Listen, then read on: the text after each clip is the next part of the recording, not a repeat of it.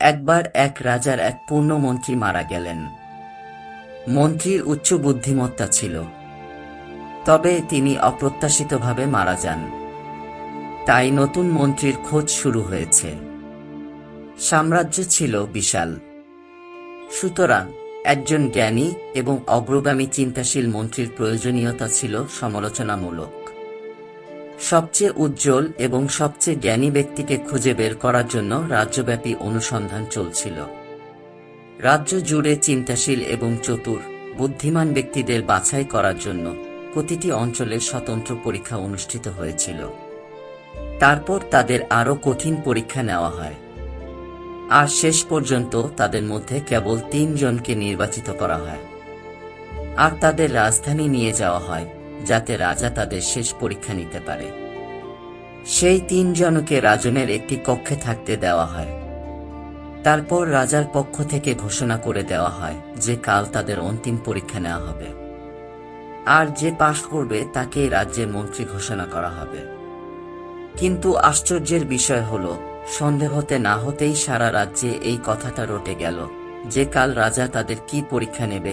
সারা রাজ্যে সেই নিয়ে আলোচনা হতে লাগলো। রাজা তাদের একটি আশ্চর্যজনক পরীক্ষা নিতে চায়। তাহলে সকালে সেই ৩ জনকে রাজমহলের একটি বড় কক্ষে বন্ধ করে দেওয়া হবে, আর সেই কক্ষের দরজায় একটি বড় তালা লাগিয়ে দেওয়া হবে।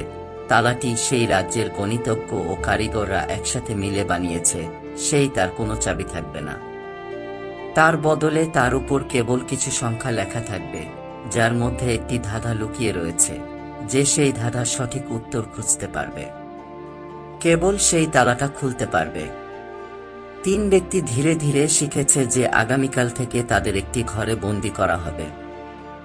যে তালা যদিও লক, তার উপর চাবি থাকবে না, পরিবর্তে তার কিছু নম্বর থাকবে, এবং সেই সংখ্যার মধ্যে একটি ধাঁধা লুকিয়ে আছে।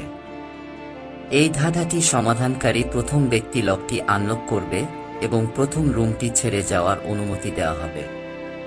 তাকেই রাজ্যের মন্ত্রী ঘোষণা করা হবে। এই কথা শুনতেই সেই ৩ জনের মধ্যে ২ জন বাজারের উদ্দেশ্যে রওনা দিল, আর এই ধরনের তালা সম্পর্কিত যে সমস্ত বই ছিল সব নিয়ে এলো আর পড়তে শুরু করে দিল।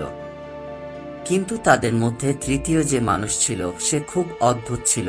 না সে কোথাও গেল, আর না কোনো বই নিয়ে এলো, বরং সন্ধে হতেই ঘুমিয়ে পড়ল।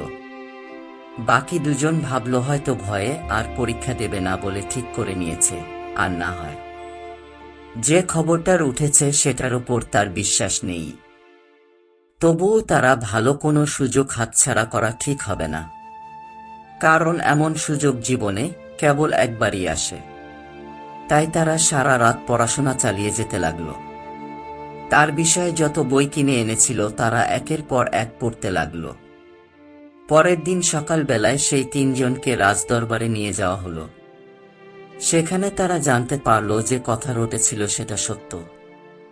এবার তাদের এক বড় কক্ষে নিয়ে গিয়ে বন্ধ করে দেয়া হলো, আর যেমনটা তারা শুনেছিল, যেমন তালা থাকবে যার উপর কিছু সংখ্যা থাকবে, ঠিক তেমনই একটি তালা তাদের দরজায় ঝুলিয়ে দেওয়া হলো।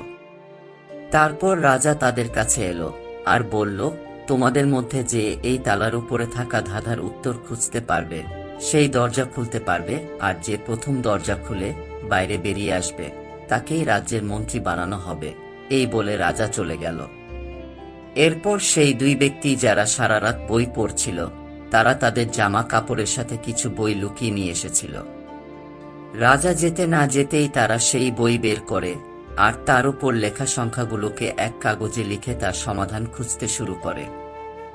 কিন্তু তৃতীয় ব্যক্তিটি এই সব কিছুই করছিল না। সে তার চোখ বন্ধ করে ঘরের এক কোণে শান্ত হয়ে বসেছিল। তাকে বসে থাকতে দেখে সেই ২ জন হাসতে হাসতে বলে, কি হার মেনে নিলে নাকি? কিছু করো, তবেই তো কিছু হবে। তারা মনে করেছিল সে হার মেনে নিয়েছে, তাই ভয় চেষ্টা করে ছেড়ে দিয়েছে। কিন্তু তার মন একদম শান্ত ছিল, তার চোখে স্থিরতা স্পষ্ট দেখা যাচ্ছিল, তার মধ্যে কোনো অস্থিরতা ছিল না। সে চুপচাপ বসেছিল। হঠাৎ তার মাথার মধ্যে কোনো আইডিয়া এলো, তাই সে উঠে দরজার কাছে গেল। আর দরজাটা হালকা করে ধাক্কা দিল। আরে কি, দরজা খুলে গেল আর সে বাইরে চলে গেল। কিন্তু বাকি দুই ব্যক্তি বইয়ের মধ্যে মুখ গুজে পড়েছিল।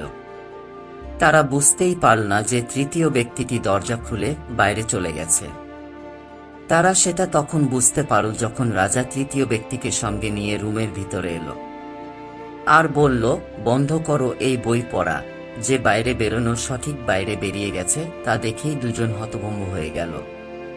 আর তাকে জিজ্ঞাসা করল, তাহলে এটা তুমি কি করে করলে? রাজা তখন বলে, দরজাতে তালা ঝুলিয়ে দিলেও তালা দিয়ে দরজাটা লক করা হয়নি। তালা কেবল ফলস দরজায় ঝুলিয়ে দেওয়া হয়েছিল। এই ব্যক্তিটি হল তোমাদের তিনজনের মধ্যে সবচেয়ে বেশি বুদ্ধিমান, কারণ সে বুদ্ধিমানের প্রথম পরিচয় দিয়েছে। সে তালার ওপর লেখা ধাঁধার উত্তর খোঁজার আগে সেটা জানার চেষ্টা করে যে তালা দিয়ে দরজাটা আদৌ লক করা আছে কিনা। তাই সেই ব্যক্তি আসলে বুদ্ধিমান, যে সমস্যার সমাধান খোঁজার আগে এটা জানার চেষ্টা করে যেটা সমাধান বের করতে চলেছে সেটা আদৌ কোনো সমস্যা কিনা। তাই এই ব্যক্তি হলো আমাদের রাজ্যের সবচেয়ে বুদ্ধিমান ব্যক্তি, তাই তাকেই এই রাজ্যের মন্ত্রী নিযুক্ত করা হলো।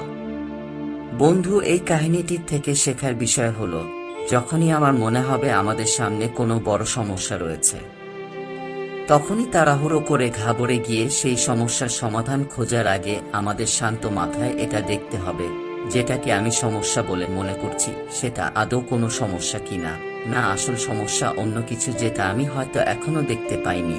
বন্ধু, জীবনে অনেক সময় এমন পরিস্থিতি আসে যেটা দেখে আমরা ঘাবড়ে যাই আর না ভেবে চিন্তে সেটা সমাধান খুঁজতে শুরু করি, কিন্তু পরে বুঝতে পারি যেটাকে আমরা সবাই ভেবেছিলাম সেটা আসলে কোনো সমস্যাই নয়, সমস্যা তো অন্য কিছু ছিল।